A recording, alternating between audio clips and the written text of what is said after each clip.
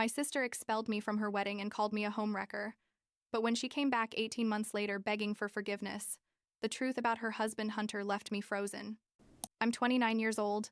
I work as a manager at a clothing store, and my sister doesn't talk to me anymore. Or, well, she didn't talk to me until like 3 weeks ago, when everything exploded in a way that nobody saw coming. The thing is that about a year and a half ago, my sister Ava got married to this guy, Hunter, and basically that day was when my family completely fell apart. I don't even know where to start with this because it's so absurd that sometimes I feel like I'm telling the plot of a bad soap opera, but I swear everything happened exactly as I'm going to tell you. My sister Ava and I were always super close. You know, we grew up together, and even though she's 2 years younger than me, like we always had that best friend relationship in addition to being sisters. When I met Michael like 6 years ago, she adored him immediately. Michael is one of those people that everyone likes. He's funny, kind, and has that personality that makes people feel comfortable. We'd only been dating a few months when Ava and he started having this super nice sibling relationship. I mean, Michael never had sisters and Ava always wanted an older brother, so they just fit together perfectly. They'd send each other memes, tease each other. He'd give her advice about her relationships. She'd help him choose gifts for me. It was literally like watching two siblings interact. We got married 4 years ago, and Ava was my maid of honor. She cried during the entire ceremony. She was so happy. At that time, she was single, had just broken up with a boyfriend she'd had for 2 years. And I remember at the reception she told us, "I hope I find something like what you guys have."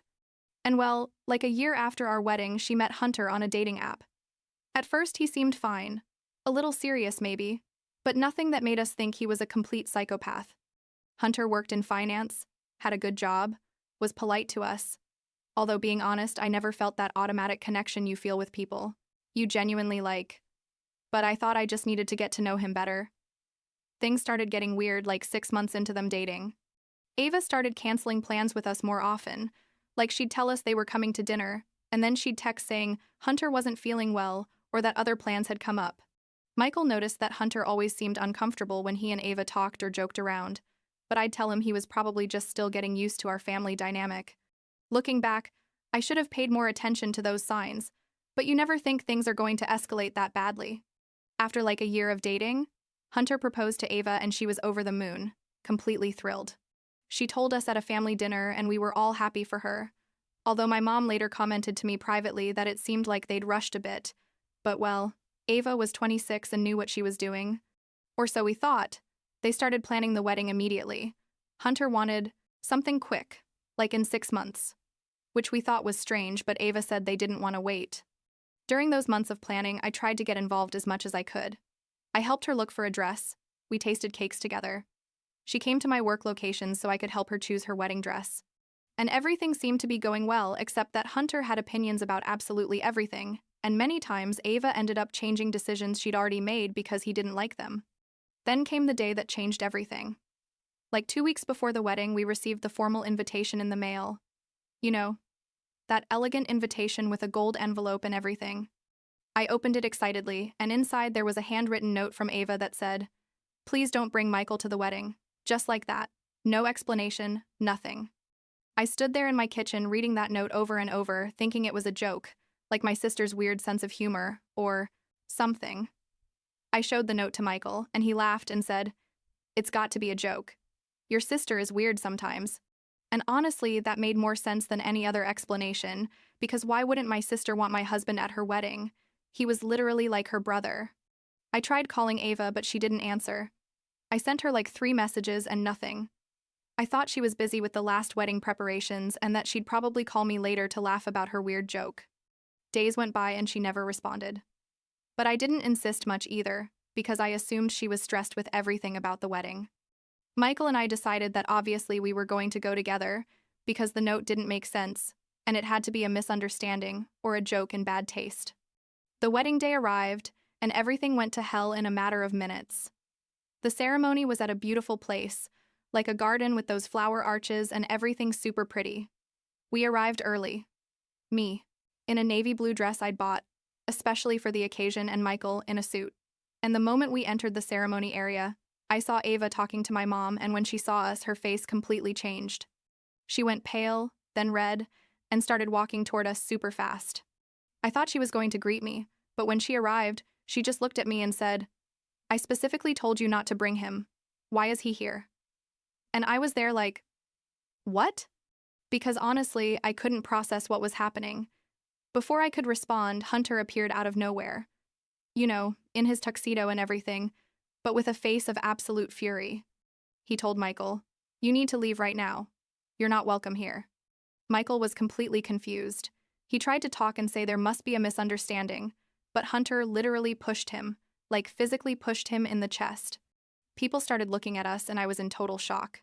I couldn't even speak. My mom came running and tried to calm the situation, but Ava just kept saying, "I asked him not to come. I asked him not to come," like she was having a panic attack. Michael took my hand and said, "Let's go. Clearly there's something very wrong here, but we're not going to ruin your wedding." We left there with everyone staring at us like we were criminals or something. The drive back home was the most uncomfortable of my life. Neither of us said anything because we didn't understand what the hell had just happened. When we got home, I sat on the couch and just started crying. Michael didn't know what to do. He sat next to me and hugged me while I tried to understand why my sister had just publicly humiliated us at her wedding. That night, things got worse, much worse. Hunter posted something on social media. He didn't mention names directly, but it was obvious he was talking about us. He said something like, "It's sad when people don't respect boundaries and try to ruin the most important day of your life, but I won't allow anyone to harm my wife." The post got like hundreds of likes and comments from people saying things like, "How horrible. I hope your wedding was beautiful despite that," and people we didn't even know speculating about what had happened. Then the messages started. My cousins, my aunts, even family friends who were at the wedding started sending me messages saying horrible things. A cousin wrote me, "I can't believe you tried to ruin your sister's wedding by bringing your husband knowing she didn't want him there. You're selfish." Another relative told me, "You should be ashamed. Your sister deserves to be happy and you did this to her on her special day." But the worst message, the one that literally destroyed me, was from my favorite aunt that said, "I always knew you were a homewrecker. Your sister deserves to get away from you and that man you brought into her life." Homewrecker? What the hell were they talking about? Michael and I read the messages together, completely lost. He was devastated. Never in his life had anyone treated him like that, and on top of that, he didn't understand why.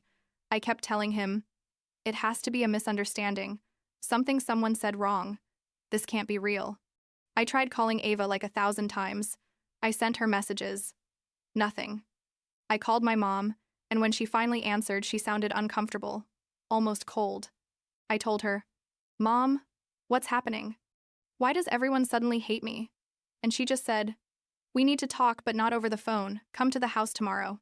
That night, I didn't sleep at all. Michael didn't either. We stayed awake trying to think what could have caused all this. He asked me if he'd ever done anything that could have been misinterpreted, if he'd ever said or done anything inappropriate with Ava, and I told him no, never, that his relationship had always been super innocent and fraternal. He was starting to doubt himself, like questioning whether he'd unintentionally given some wrong signal. And seeing him like that broke my heart, because I knew he would never do something like that. The next day, I went alone to my mom's house. Michael wanted to come, but I told him maybe it was better if I went first to find out what was happening. When I arrived, my mom opened the door and she looked tired, with dark circles under her eyes, like she hadn't slept either. We sat in the living room, and before I could say anything, she blurted out, "Hunter told Ava that Michael has romantic feelings for her and that he's been in love with her for years." I sat there processing those words that made no sense whatsoever. I told her, "What? That's ridiculous. Completely absurd. Michael sees her like a sister." My mom sighed and told me that Hunter had been telling Ava for months that he noticed how Michael looked at her, how he behaved with her, that it was obvious he had feelings. According to Hunter, Michael only married me because he couldn't be with Ava, and I was the closest thing to her he could have. When my mom told me that, I literally felt like I was going to faint. It was the most twisted and sick thing I'd heard in my life. I asked my mom if she really believed that, and she was quiet for a moment before saying, "I don't know what to believe, but Ava is convinced and she's devastated." I tried to explain everything to her. I reminded her of all the years that Michael and Ava had that sibling relationship, how there had never been anything inappropriate, how Hunter was the only one who had problems with their friendship. But my mom just kept saying that Hunter sounded very sure, and that he had specific examples of behaviors he considered inappropriate. I asked her what examples, and she mentioned things like Michael had given Ava a long hug at my birthday last year, that once he'd sent her a message saying he missed her when she hadn't gone to a family gathering, that he always made her laugh and seemed to seek her approval. Completely normal things between siblings, but that Hunter had twisted to make them sound romantic. I left that house feeling worse than when I arrived. On the way back, I called my dad, who lives in another state since he divorced my mom years ago, and I told him everything. He at least believed me immediately and said he was going to talk to Ava, but when he tried, she didn't answer. I got home and told Michael everything. Watching him process that accusation was one of the hardest things I've had to witness. He started crying, like really crying, and kept saying, "How can anyone think that? She's like my sister. Never in my life have I thought about her that way. This is insane." That night, I sent a long message to my parents. I told them that Michael and I had been happily married for 4 years, that their accusation was not only false but completely harmful and destructive, that Hunter clearly had jealousy issues and was manipulating Ava. I told them that if they were going to believe the lies of a man they'd known for a year and a half over the man they'd shared dinners, Christmases and birthdays with for 6 years, then I don't know what to tell them. I ended the message saying that I wasn't going to allow them to destroy my husband with false accusations, and that if they had to choose between us and Hunter, they should choose wisely. I didn't expect my message to make much difference, but apparently my parents started asking questions. My mom called some relatives who had been at the wedding and asked them what exactly Hunter had told them. Turns out he'd been telling his version to everyone, saying that Michael was obsessed with Ava, that I knew but accepted it because I didn't want to lose him, that we'd gone to the wedding specifically to cause drama. So it was one lie after another, and people just believed him because he was Ava's boyfriend, now husband. 3 horrible weeks went by. 3 weeks where Michael barely ate, where I cried every night, where we had to deal with strange looks from neighborhood people who had seen the social media posts. My job became an escape because nobody there knew what was happening, but at home the tension was unbearable. Michael started going to therapy because all this was destroying him mentally. The therapist told him he was showing signs of severe depression and anxiety caused by the trauma of being falsely accused. Then things started to change. Some relatives started sending me messages apologizing. A cousin wrote me saying she'd talked to my mom and that she'd realized she'd judged the situation without knowing all the facts. My aunt, the one who had called me a homewrecker, sent me a long message asking for forgiveness and saying she should never have said that. They were appreciated apologies, but the damage was already done. You know, you can't unsay those things so easily. One day, like 2 months after the wedding, I was at home watching a movie when there was a knock on the door. It was like 9 at night and I wasn't expecting anyone. I opened it and there was Ava, with red and swollen eyes from crying, trembling.